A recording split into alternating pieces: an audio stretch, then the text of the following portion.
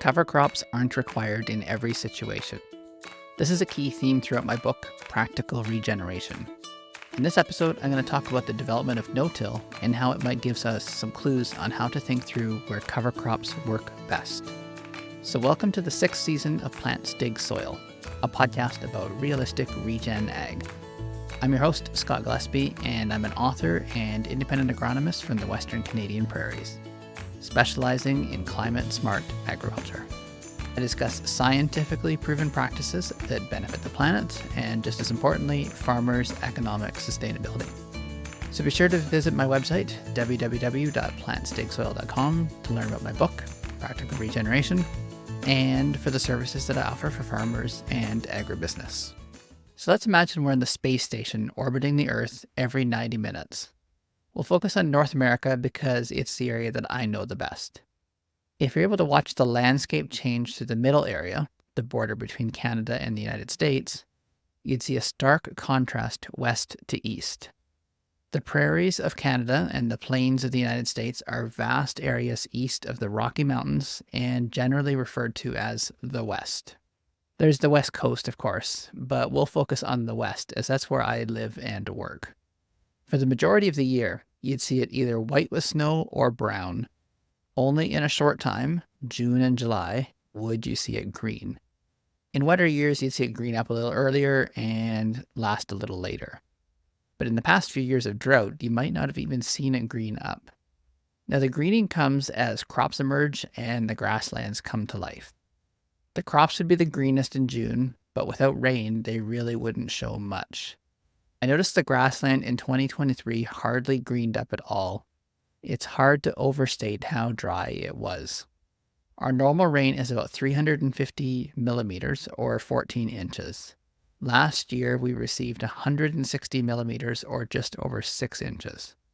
The biggest precipitation event was the equivalent of 30 millimeters that came as snow in mid-October.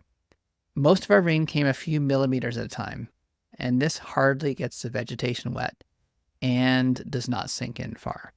It's evaporated or taken up by plants so quickly that it's gone in days. This year we seem to have broken the drought. We had a long, slow rain in May that gave us 3 inches or about 75 millimeters. The river's hardly raised. It mostly all soaked in. That's a lot of water, but that will only soak in about 21 inches or just over 50 centimeters. That's half the rooting depth of a wheat crop. In the peak of a growing season, that's only a 2-week supply. Focusing on the eastern part of the continent around the Great Lakes, you'd see something very different. I grew up in Ontario right in the southwest tip. I hadn't really noticed how much it rained until I got looking at the numbers. Typical precipitation is around 1,000 millimeters or 40 inches in a year. It's also a much milder climate, with winters rarely seeing temperatures below minus 15 degrees Celsius. More typically, there's rain through most of the fall and most of the end of winter and early spring. The song about dreaming of a white Christmas applies here. It was a treat to have snow on the ground at that time. Growing up on the farm, it was typical that farming activities would go well into November or possibly into December. Some farmers even had corn standing in January. From the space station, you'd see a green landscape from April to October. You might even see green for almost the entire winter where farmers had planted winter wheat. This grows in the fall, goes mostly dormant over the winter, and comes back to life in March.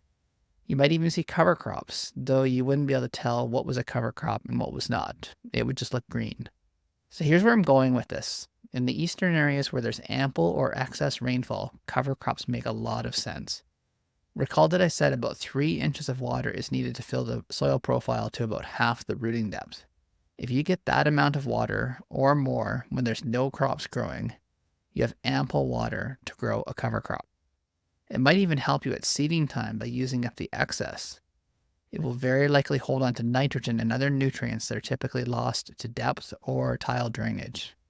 Now shifting back to the west, where 3 inches of water is 1/4 of our typical annual rainfall, we need to capture and hold as much of that as we can. An irrigated crop can use 20 inches of water in a year. A dryland crop will adapt to less water. We very rarely have excess water to deal with. can you see why a cover crop may not be a good fit? If your cover crop uses 3 inches of water, that's a lot of potential water for the cash crop you may lose. For the West, the best option is to keep the landscape brown as much as possible. When there's water to spare, you can run water through a plant rather than have it evaporate off. For most of the rest of the time, it's best to mimic the prairie. Keep it brown and wait for the appropriate time to grow. No-till agriculture serves its purpose. It keeps a cover of dead material on the surface as much as possible. This protects the soil from erosion and it helps to hold more moisture in. A cover crop could benefit if the soil is bare and you need more armor. Now, a long-term study in Washington demonstrated this possibility. The region experienced dryland conditions with 16 inches or about 400 millimeters of normal annual rainfall. The study compared a fallow winter wheat rotation with a winter pea winter wheat rotation. The winter pea was terminated after flowering, but before pod formation, which balanced water usage and biomass production. Initially, they saw small gains in yield. The real effect showed up in time. At the 10-year mark, they were able to use half the nitrogen to attain the same yield as a fallow system. I've previously talked about the 27-inch rule for cover crops. You can go back to my episode on this and dive deeper, but the main point was that researchers taking the space station view on cover crop studies found that in order to make money using cover crop, you needed more than 27 inches of annual precipitation. Below this, they found you lost money. The difference in this study that I was able to see is the winter pea gave ground cover to the winter wheat. In the fallow year, it appeared that most of the residue was broken down by the soil critters and microbes. The soil cover led to lower soil temperatures and it helped to trap more water. This, combined with the added nitrogen from the legume, added up to a win for the cover crops. Now, some might argue that you could take the pea crop to a cash crop and make more money. However, if it doesn't leave the cover that a terminated crop does, it leaves less water for the wheat crop, and it doesn't leave much nitrogen behind. It could hurt the winter wheat more than the gain with the pea crop. Now let's finish in the east. I've said that cover crops have a fit here. There's a long period where most of our cash crops do not grow well. The temperatures are low and there's often excess precipitation. Does no-till work here? Not as well. It's still good to keep the surface covered to protect from erosion, but the problem is that this holds onto water too well. The soils get saturated and can turn into a soupy mess. In this case, cover crops instead of no-till or along with no-till serve the goals of keeping the soil at a moderate moisture and easily trafficable. Now, if you want to dive deeper into this concept and other regenerative practices that need a little more critical thought, why not check out my new book? As announced previously, it is out now and available wherever you buy books, print, and for e-readers.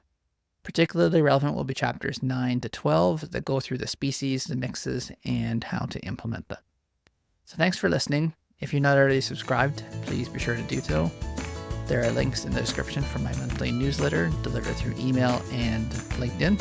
I also have a community on WhatsApp where I post updates a few times a month, plus interesting things as I see them. Talk to you again next time.